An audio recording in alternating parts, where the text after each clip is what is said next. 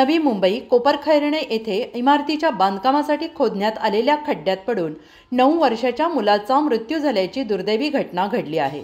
Koparkhairane sector 5 मधील ही घटना असून अंकित ठणुगा असे मृत मुलाचे नाव आहे। दरम्यान पालिका शाळेच्या बाजूला सुरू असलेल्या बांधकाम साइटवर खणलेल्या खड्ड्यात पडून मृत्यू झाला असल्याची बाब समोर आली आहे।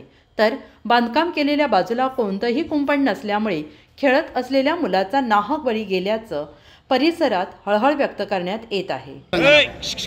या ठिकाणी आता मला या ठिकाणी कळालं, बरेच नागरिकांनी तक्रार सुद्धा केल्या होत्या त्या बिल्डरकडे स्वतः या ठिकाणी सिक्युरिटी पाहिजे, सेफ्टी पाहिजे, परंतु इथं त्यांनी सिक्युरिटी ठेवला नाही, सेफ्टी काय नाही, खड्डा खोदलेला आहे, शाळा बाजूला आहे, महानगरपालिकेची शाळा बाजूला आहे, मुलं इथं खेळत आहेत, परंतु बिल्डरानं कुठलीही रहिवाशांची बात त्याने ऐकली नाही, ना म्हणणं ऐकलं नाही, काही नाही। आणि हा निष्काळजीपणा आज एका मुलावरती त्या ठिकाणी उद्भवलेला आहे। आपल्यासमोर त्या ठिकाणी मुलगा काढलेला मृत्यू घोषित केलेला आहे, हॉस्पिटलला आहे, 9 वर्षाचा हा मुलगा आहे। परंतु ह्या नागरिकांच्या वतीने ह्या नागरिकांचं हे सगळ्यांचं म्हणणं आहे की अशा खरोखर ही एक हत्याच आहे। त्यांनी जर तिथं सेफ्टी बाळगली असती तर आज हा मृत्यू मुलाचा झाला नसता। म्हणून मी नागरिकांतर्फे पोलीस स्टेशनला विनंती करेन की त्याच्यावर FIR हा नोंद झाला पाहिजे आणि मर्डरचा त्या ठिकाणी गुन्हा दाखल झाला पाहिजे। तक्रार करूनही बिल्डरने सेफ्टी केलेलं नाही असं नागरिकांचं मत आहे। हो, हे खरं आहे। माहिती असूनही दखल घेतली जात नाही, म्हणजे जाणून-बुजून गुन्हा घडला असं लोकांचं मत असू शकतं। आता कोण आहे बिल्डर अजून आम्हालाही माहीत नाही, परंतु तो नागरिकांशी जसा वागला ते आता या नागरिकांच्या रोषामधून दिसून येत आहे की त्यांनी त्या ठिकाणी जी सेफ्टी पाहिजे होती ती सेफ्टी कुठली या ठिकाणी ठेवल्या न मुळे त्या ठिकाणी हा अपघात, ही दुर्घटना या ठिकाणी घडलेली आहे। काय प्रकार घडला, नक्की काय झालं?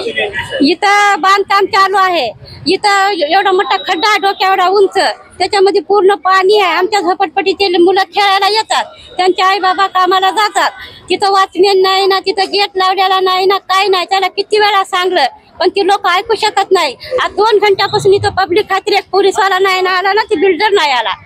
आज आमचा एक मुलगा तिथं गमला, तो दुसरा बी गमल।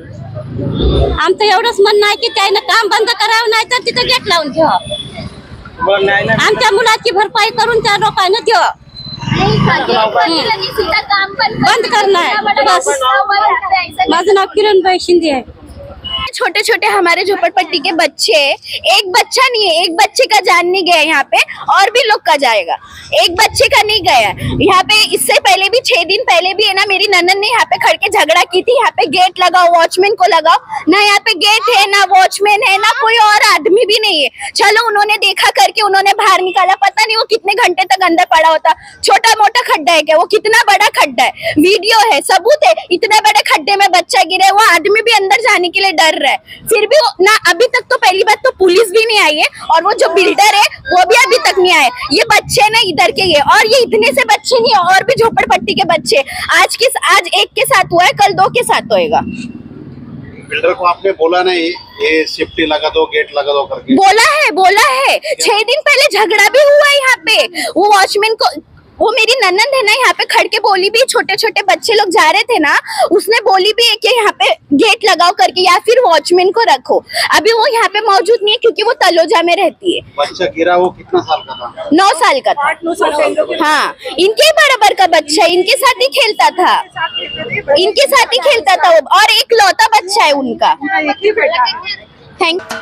महाराष्ट्राचे सर्वमान्य दैनिक समर्थ गावकरी, अहमदनगर, पुणे, नाशिक, जळगाव, धुळे, नंदुरबार, सोलापूर, कोल्हापूर, सांगली, सातारा, मुंबई, ठाणे, पालघर, रत्नागिरी, रायगड, सिंधुदुर्ग, नांदेड, उस्मानाबाद, बीड, औरंगाबाद, नागपूर, गडचिरोली, भंडारा, गोंदिया, अकोला, यवतमाळ, बुलढाणा येथून एकाच वेळी प्रसिद्ध होणारे एकमेव दैनिक, सर्वसामान्य जनतेचे खुले व्यासपीठ। संपादक आहेत विश्वासराव आरोटे। मोबाईल नंबर आहे 94 23 38 8508। दुसरा मोबाईल नंबर 94 23 46 72 72। तिसरा मोबाईल नंबर 75 88 15 0001। वेबसाईट आहे sgaukari.com. मेल आयडी आहे akl gaukari@gmail.com.